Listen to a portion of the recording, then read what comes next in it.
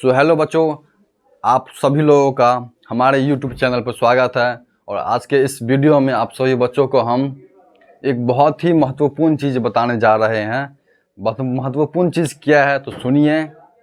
जैसे कि थंबनेल को देख के आप सभी बच्चों को मतलब समझ में आ ही गया होगा कि हम क्या बताने जा रहे हैं। देखिए, करना कुछ नहीं है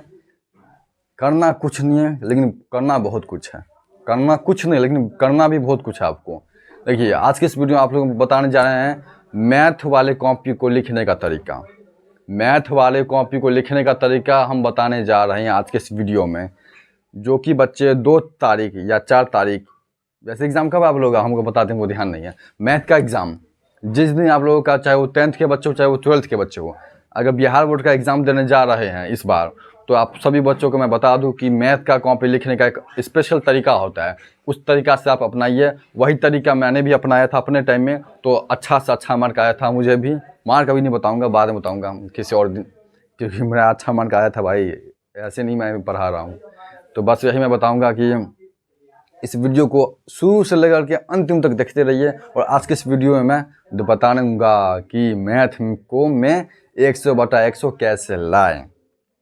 मैथ में 100/100 आराम से आप लोग ला सकते हैं भाई। इतने भर साल पढ़े हैं, 6 महीना का आप लोगों का 3 महीना का सिलेबस है, लेकिन एग्ज़ाम आपका पूरे 1 साल के बाद होता है। तो आप लोग सोच सकते हैं कि आपको कितना टाइम देता है पढ़ने का। तो इस हिसाब से आप 100/100 आराम से ठोक कर के ला सकते हैं। आपको मैं पूरा का पूरा विश्वास के साथ बोलता हूँ। तो चलिए, ज़्यादा बात ना करते हुए मुद्दा पर आते हैं। मुद्दा हमारा ये है कि इम्पोर्टेंट पॉइंट्स है किसका, मैथ का कॉपी। देखिए, सब लिखता है मैथ का एग्ज़ाम। मैथ का एग्ज़ाम तो सब देगा भाई। 10th में 12th में जो मैथ से लिए होंगे साइंस, उन लोगों को मैथ का एग्ज़ाम होगा। तो डिफ्रेंशिएशन, इंटीग्रेशन, कई तरह के क्वेश्चन आते हैं। दशमलव, द्विघात समीकरण, बहुपद वगैरह वगैरह बहुत कुछ है। छलना भिनका ढिंगा पता नहीं क्या क्या है। चलिए मुद्दा पर आते हैं। मुद्दा हमारा ये है कि मैथ का कॉपी को कैसे लिखें, गणित का पेपर को कैसे लिखें। सबसे पहला बात, आपको कॉपी देगा, कॉपी दिया, सब कुछ दे दिया। सबसे शुरू का 15 मिनट आपको क्या करना है, सबसे पहले स्पष्ट भाषा में, स्पष्ट तरीके, साफ सुथरा अपना नाम लिखिए, रोल नंबर लिखिए, रोल कोड लिखिए, school code, college centre code, जो भी आपका दिया होता है उस सबको लिखिए अच्छे से। इतना काम आपको करना है, इतना काम को अच्छे से कर लेना है। इसमें थोड़ा सा भी गलती नहीं होना चाहिए, भूल के भी गलती नहीं होना चाहिए। अगर इसमें आप लोग गलती कर देते हैं तो समझिए आपका रिजल्ट पेंडिंग में चला गया भाई, चला गया। तब कोई उपाय नहीं है। तब एक उपाय है, घर से पटना से घर कीजिएगा। दोबारा बेकार का टाइम पास होगा आपका। तो इसलिए कर रहे हैं, इस वीडियो का अच्छे से देखिए। इतना काम करना है आपको। इतना काम करने के बाद आपको ऑब्जेक्टिव बनाना है। सबसे पहला काम ऑब्जेक्टिव, क्योंकि आपको शुरू का 1 घंटा के बाद, जब आपका 1 घंटा कंप्लीट हो जाता है एग्जाम में, तब आपसे क्या ले लिया जाएगा, ऑब्जेक्टिव क्वेश्चन। ऑब्जेक्टिव का वो क्या बोलते हैं, OMR शीट आपसे ले लिया जाएगा ऑब्जेक्टिव का। तो इसलिए करें, ऑब्जेक्टिव सबसे पहले बनाना है। और ऑब्जेक्टिव को बनाने का तरीका, मैथ में एग्ज़ाम में ऑब्जेक्टिव को बनाने का तरीका मैं बताता हूँ आपको। 3 स्टेप में जो है आपको क्वेश्चन बनाना है। क्वेश्चन 3 स्टेप में बनाना है ऑब्जेक्टिव। पुराना 100 गो ऑब्जेक्टिव रहेगा, 100 गो में से आपको 50 गो ऑब्जेक्टिव बनाना है।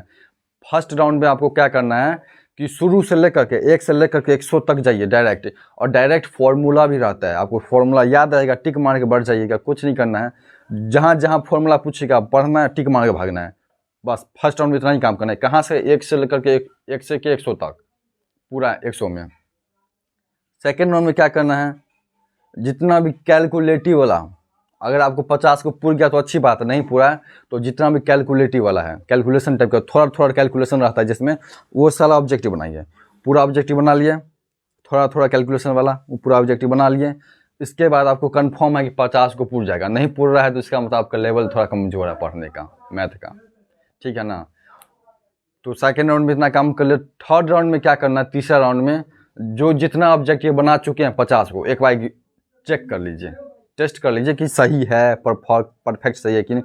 और आपको टिक कहाँ लगाना है, क्वेश्चन पेपर जो आपको देगा, क्वेश्चन पेपर पर ही टिक लगा लेना है। 50 को 50 को एक बार चेक कर लीजिए। तीसरा राउंड में कर लिए, बात ख़त्म। कर लिए तो सही है। उसके बाद OMR शीट लीजिए, उसको रंग दीजिए। रंगने का तरीका आप लोगों को पता ही है, तो मैं नहीं बताऊँगा। ठीक है, जिसको नहीं पता होगा हमको पूछ लीजिएगा, कमेंट में बता देंगे रिप्लाई करके। इतना काम करना है, उसके बाद आपको शॉर्ट आंसर बताना है। शॉर्ट आंसर क्वेश्चन मैथ में क्या होता है, कितना 30 गो 30 को पूछता है, जिसमें से आपको 15 को बनाना पड़ता है, और एक क्वेश्चन का मार्क आपको कितना मिलता है, 2 नंबर। तो 15 दूना 30 नंबर आपको मिलेगा। किससे? शॉर्ट आंसर क्वेश्चन से, लघु उत्तरीय प्रश्न से। ठीक है, ठीक है जी। इसके बाद आपको क्या करना है, क्या करना है, उस 30 को क्वेश्चन में से 15 को क्वेश्चन ऐसा ऐसा चूज करना है जो कि आपको बहुत ही ज़्यादा आसान लगे। ये नहीं कि बहुत ही ज़्यादा आसान है तो उसको छोड़ देंगे अब भारी बनाएंगे, ऐसा काम बिल्कुल भी नहीं करना है। जितना क्वेश्चन बनाएंगे 15 आपको आना चाहिए, अच्छे से आना चाहिए। अगर बीच में आपको गलती कर दी है तो बुझिए आपका नंबर गड़बड़ आ गया। इसलिए आपको गलती बिल्कुल भी नहीं करना है, ना के बराबर। 15 का बनाएंगे लेकिन अच्छे से बनाएंगे। अब परफेक्ट 15 दूना 30 नंबर, 30 नंबर के 30 नंबर आपको लाना पड़ेगा। और सीरियल वाइज क्वेश्चन बनाना है, 1 2 3 4 ऐसे करके। अब अगर मान के चले 1 नंबर क्वेश्चन, 2 नंबर क्वेश्चन नहीं बन रहा है, लेकिन आपको 3 वाला बन रहा है, फिर 4 5 नहीं बन रहा है, फिर आपको 10 नंबर क्वेश्चन बन रहा है, 13 नंबर 14 नंबर इस तरह से बन रहा है, तो जो सबसे छोटा यानी कि सीरियल वाइज बनाना है भाई। 3 नंबर आपको आता है तो पहले 3 नंबर लिखिए, उसके बाद आपको 10 नंबर आता है तो 10 नंबर लिखिए, उसके बाद 11 आता है, 12 आता है, 13 आता है, इस तरह से।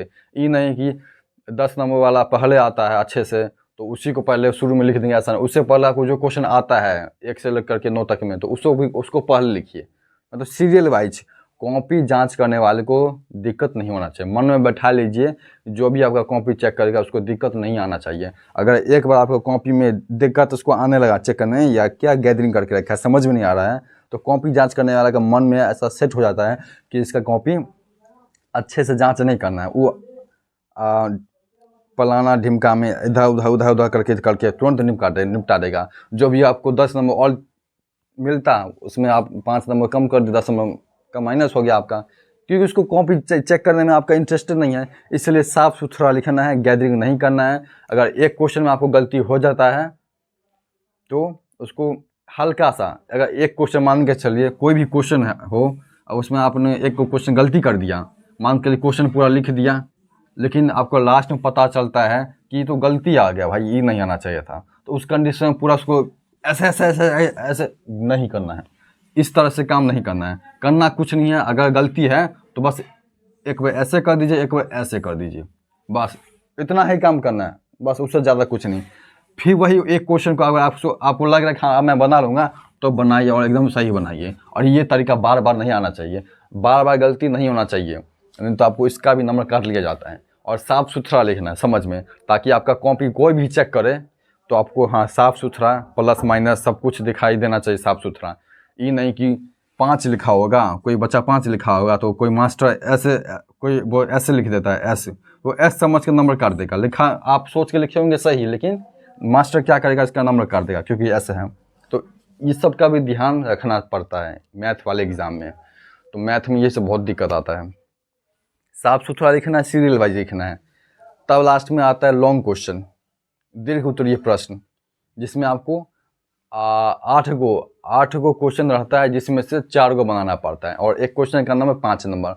तो 5 चौका 20 नंबर, 20 नंबर आपको मिल गया, 20 नंबर मिल गया, मिल गया। 30 20 50, 50 से 100 बटा 100 तो आ गया भाई, कुछ नहीं है, आ गया। अब बहुत आसान होता है मैथ का एग्ज़ाम।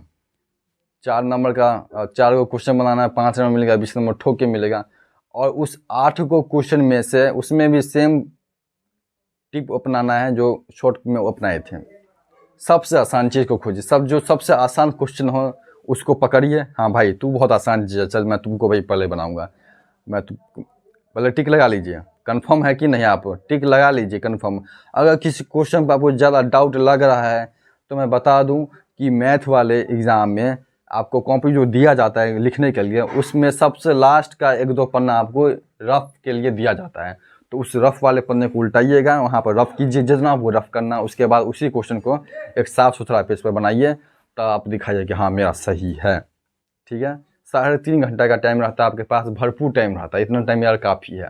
ठीक है ना, काफ़ी टाइम है, इतना में इतना काम करना है आपको। वो 4 नंबर क्वेश्चन को अच्छे से बनाना है, अच्छे से बनाना है, अच्छे से अच्छे, साफ़ सुथरा। आप पर डिपेंड करता है कि आप कितना अच्छे से उसको रिप्रेजेंट कर सकें।